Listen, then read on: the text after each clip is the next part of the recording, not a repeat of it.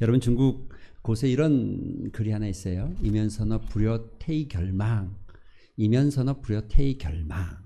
뭐 사실 한자라 저도 익숙하지는 않은데 찾아보니까 이런 뜻이에요. 어렵지는 않아요. 강가에 가서 물고기를 이렇게 바라보면서 부러워하지 말고 차라리 집에 가서 그물을 끼워라.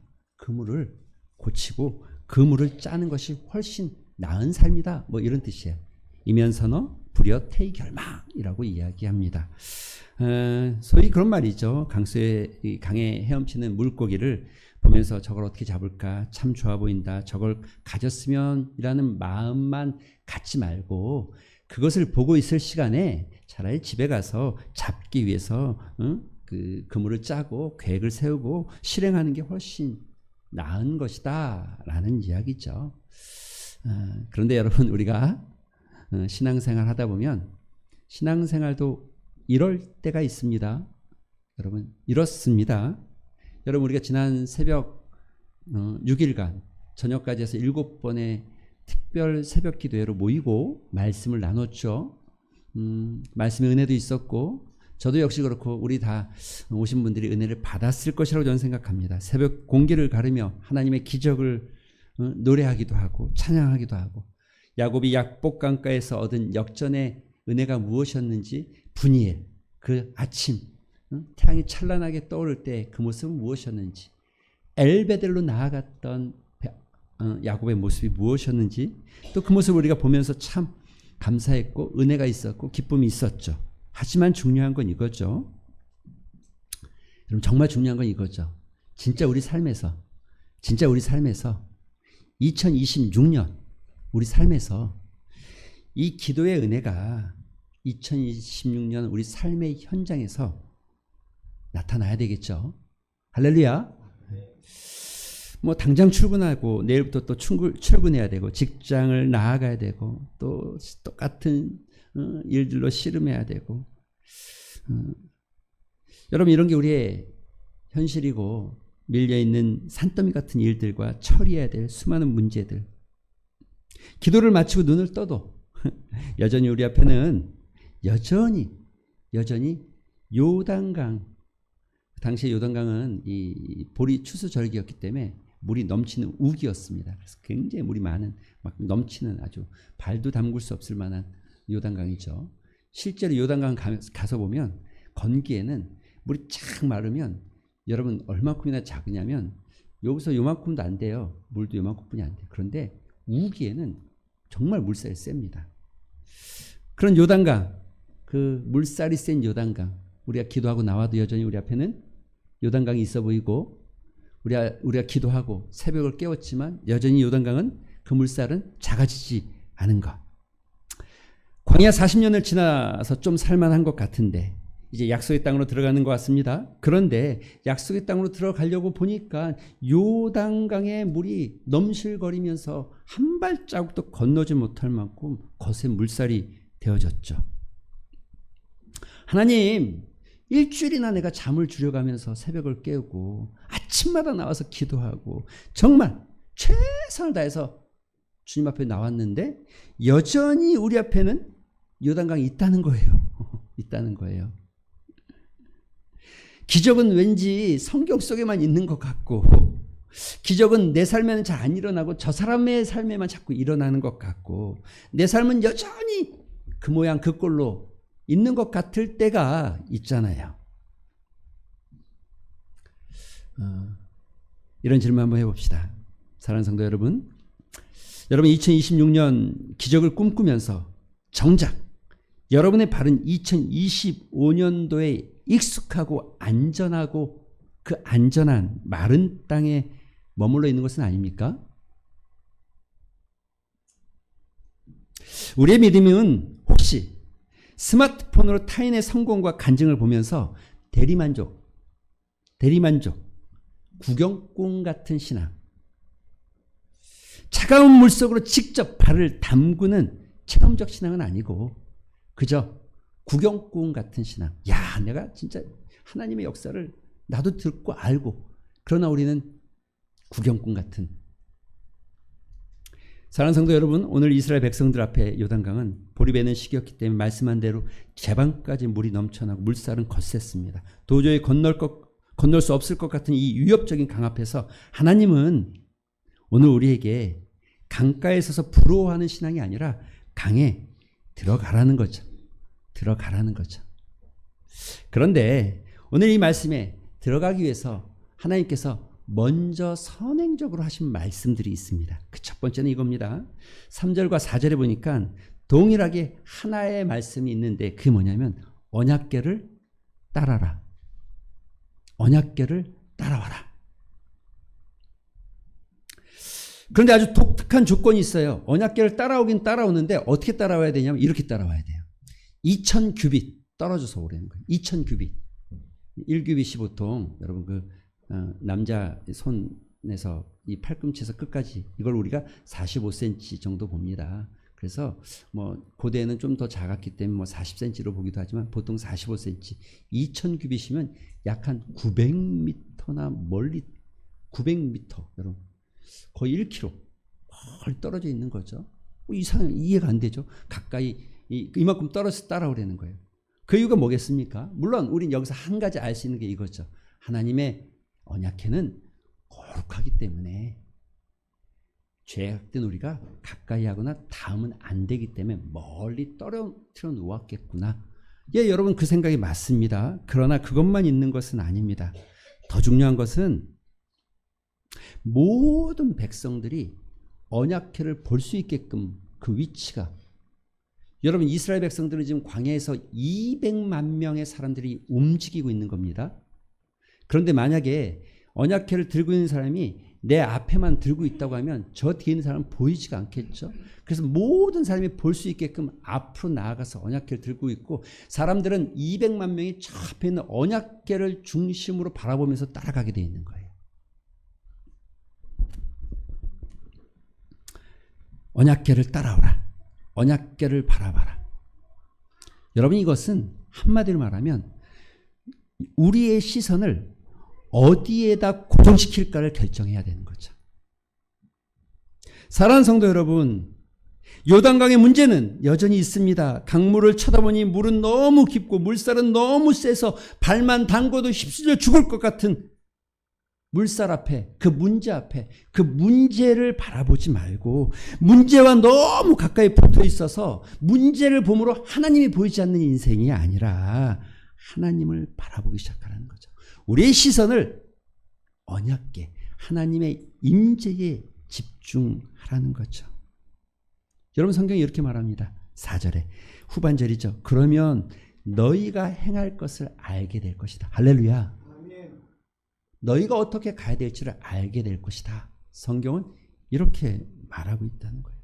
여러분 이 말씀이 너무 잘 나타나 있는 게 시편 119편 105절입니다. 105절에 주의 말씀은 내 발의 등이요 내 길의 빛입니다. 내 발의 등이고 내 길의 빛입니다. 내 발을 비추시고 내 길을 칠흑 같은 어둠 가운데서 내가 가야 될 곳을 알게 해주시고 내가 디뎌야 될 발을 알게 해주시는 하나님의 말씀. 언약궤를 앞세우고 그 거리를 유지한다는 것은 내 경험이나 내 감정이 말씀보다 앞서지 않겠다. 내 시선이 말씀에 고정하고 내 생각이 말씀을 앞서가지 않겠다라는 상징적 모습입니다. 여러분 우리가 잘 아는 성경의 이야기가 있어요. 마태복음 14장에 보면 우리가 잘 알죠. 베드로가 물살이 거친데 예수님께서 그 새벽 밤에 물살을 위로 걸어오십니다. 주님이시면 저도 걷게 해주십시오. 주님이시면 저도 걷고 싶습니다. 내려와라. 베드로야 내려와라. 그리고 베드로가 용감하게 갈릴리 호수로 뛰어내렸습니다. 그런데 한 발자국도 뛰기 전에 주님을 바라보던 그 시각이 거친 물살을 바라보기 시작할 때 빠져들기 시작했어요. 주여 살려주시옵소서.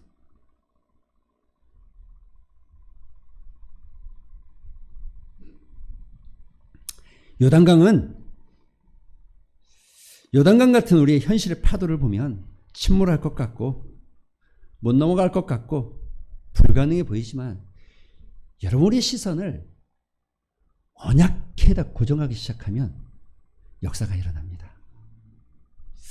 너희가 행할 길을, 너희가 갈 길을 알려주겠다라고 성경은 말하고 있습니다. 저는 이번 말씀을 나눌 때 여러분 기억하십니까? 제가 이 스타벅스 이 하워드 슐츠 회장의 이야기를 새벽에 나눴던 것을.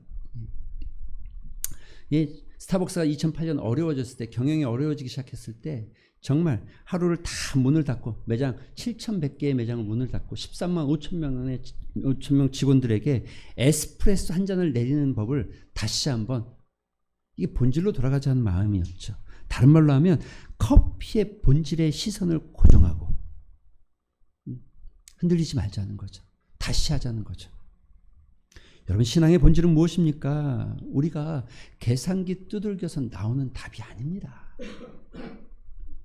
앞서가신 하나님, 우리 앞서가시는 하나님, 이스라엘 백성들이 광야 40년 동안 불기둥과 구름기둥에 순종하고 따라갔던 것을 훈련시키고 경험했던 것처럼 이제는 언약궤를 따라가라는 하나님의 명령이 있죠. 말씀을 앞서지 말라는 하나님의 명령이 있죠. 우리의 2026년이 초행길이고 처음 가는 길이고, 여러분 우리가 살아본 적 없잖아요. 미지의 길이잖아요.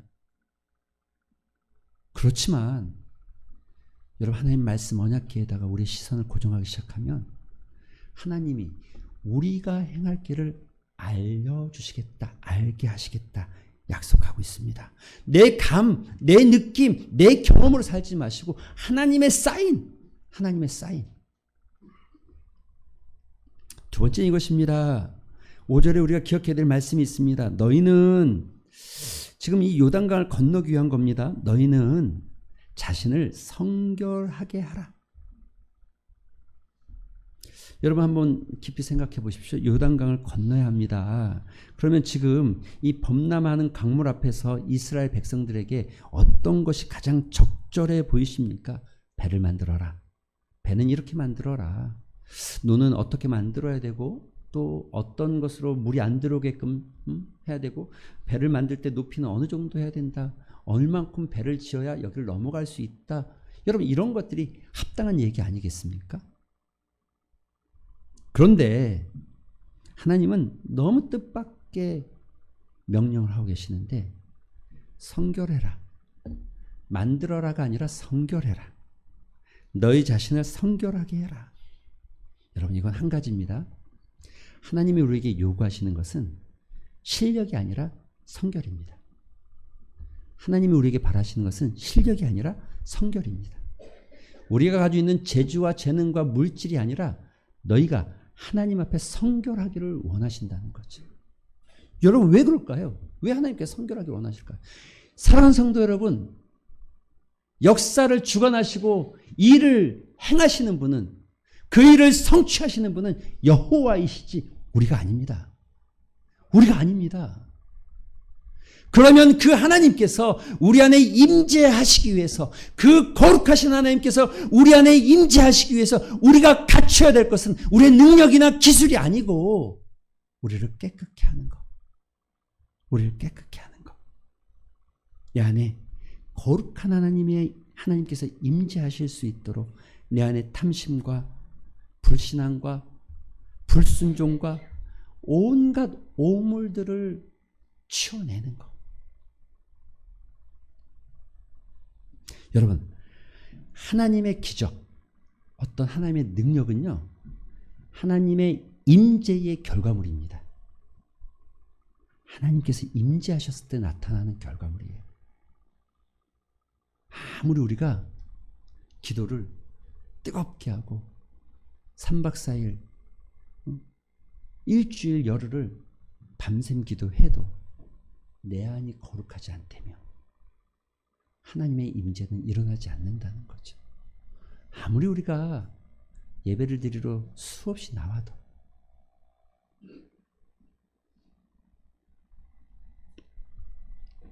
베드로전서 1장 15절과 16절은 말씀합니다. 오직 너희를 부르신 거룩한 이처럼 너희도 모든 행실에 거룩한 자가 되라. 기록되었으되 내가 거룩하니 너희도 거룩할지어다. 디모데후서 2장 21절도 말합니다. 그러므로 누구든지 이런 것으로 자기를 깨끗하게 하면 귀 쓰는 그릇이 되고 거룩하고 주인의 쓰임에 합당하며 모든 선한 일에 준비된 자가, 여러분 여기 선한 일이라는 게 하나님의 역사.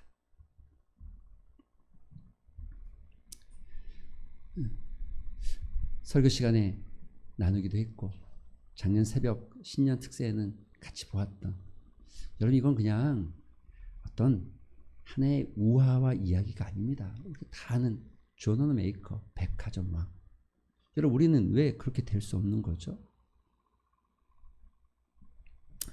그 사람은 한 가지였습니다.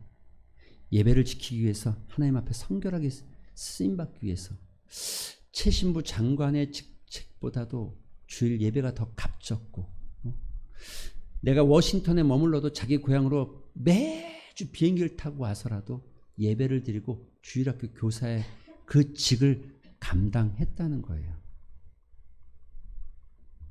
화려한 금그릇의 명예보다 하나님이 쓰실 수 있는 깨끗한 그릇이 되는 것. 사랑하는 진주중학교 성도 여러분, 우리 영혼 구석에 익숙하게, 그래서 어쩌면 편안하게 묻어져 있는 그 영적 오물들이 있지 않습니까? 오물들. 우리가 살다 보면 그러더라고요.